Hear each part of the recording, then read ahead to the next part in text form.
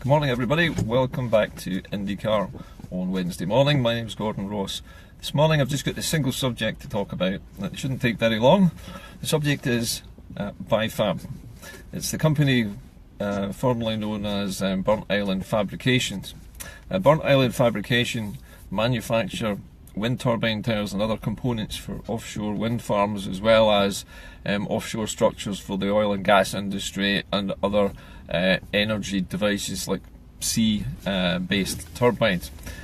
But for some reason BiFab is running out of orders, and because it's running out of orders it is in severe financial difficulty. It now owes millions of pounds to its partner company in Germany, as far as I understand, and that company is now trying to sue BiFab for the money that it's owed.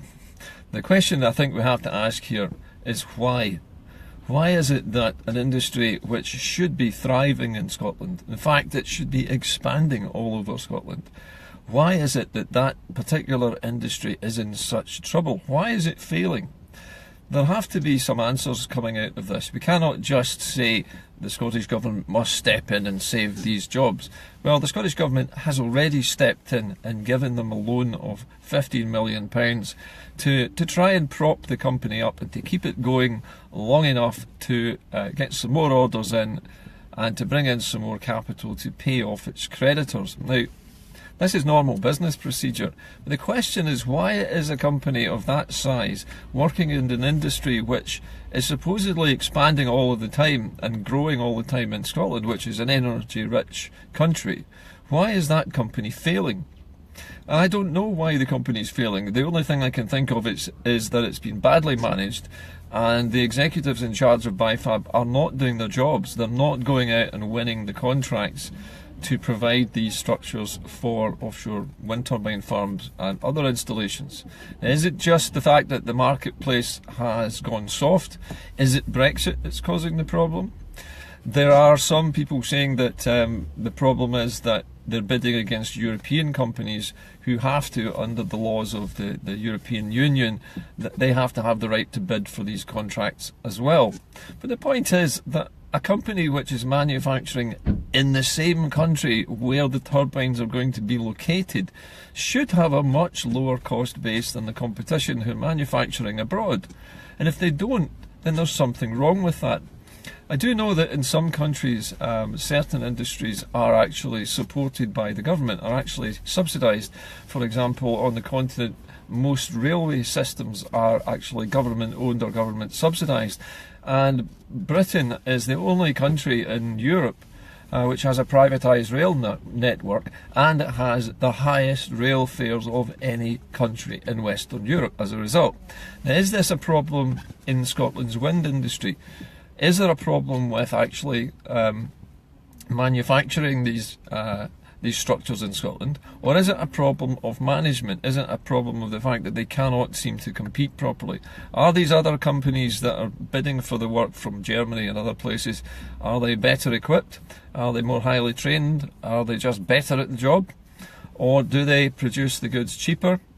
And if so, how are they producing these goods cheaper? And why is BiFab so far behind? So many questions occur to me now. I know people who work in BiFab, a highly skilled workforce of engineers and craftspeople who put these structures together, and they are not the people at fault. They're the ones who produce the highly skilled work. But what's happening at management level? Why have they failed to gain more orders?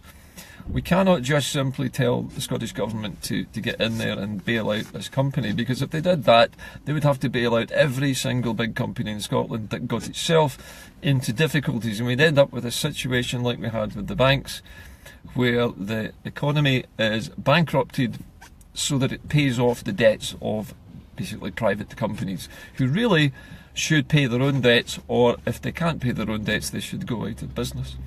The problem with BiFab is that there are thousands of jobs at stake here, and these are jobs which shouldn't be at risk. The wind industry, the tidal energy industry, and even the offshore oil industry, these should be steady sources of income for any yard in Scotland. They should be able to provide their workforce with steady employment. The same goes for shipbuilding.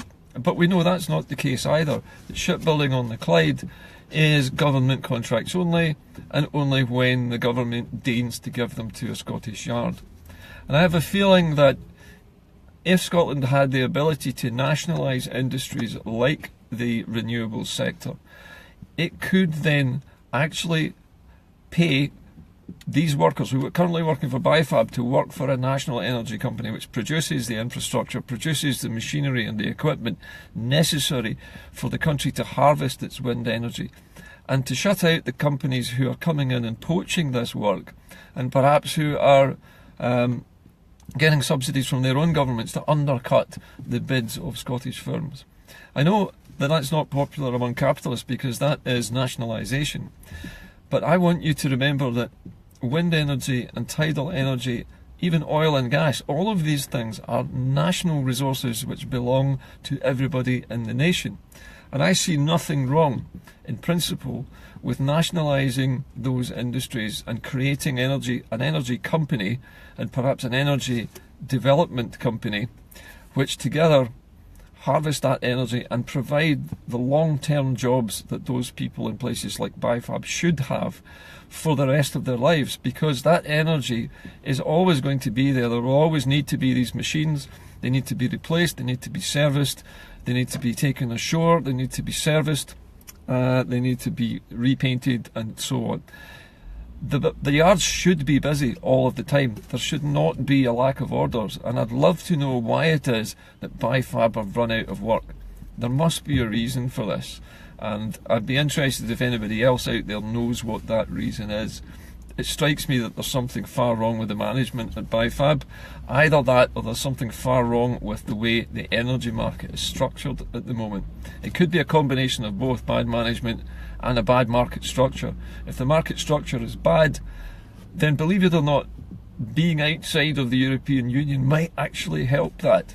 I know that goes against government arguments that we should stay in Europe, and I'm normally a European Union fan, but there is a place for nationalised industries. Even within the European Union, they have their own nationalised railways, as I pointed out. Some have their own nationalised shipyards. Why don't we have a nationalised energy system in the UK? If it's nationalised, it can be protected from European regulation if it's a national resource, a national infrastructure resource which is necessary for that country to maintain itself. Outside of what Scotland needs for its own energy needs, could be then free market. It could be a free market for other companies to come in and to build machines to generate power which would be exported. But right at the moment, I feel that Scotland's own energy needs should come first, and the jobs of the people at BiFab could be supported by a national energy company which supplies power only to houses and homes and businesses in Scotland. It can be done. There's no reason why it can't be done. The situation with BiFab doesn't need to really happen. So there is something badly wrong with the system that we have at the moment, and there's something wrong with the management at BiFab that it's happening now. It's no comfort, I know, to those in BiFab to be saying this, but it could be that after Brexit and after we leave the UK and come out of the European Union and the UK at the same time, that we'll have a clear space in which Scotland can look at the options for how it provides its energy to its own people. And by doing that and forming something like a national energy company which can do all of that, then the jobs of engineers and craftspeople at places like BiFab could be guaranteed for decades and decades to come. We could have lifetime long jobs again, and it's something which is quite sustainable as long as you have an industry which is providing power for people and it's owned by the people. At the moment we have no control over it, it seems, and neither does BiFab by the looks of things.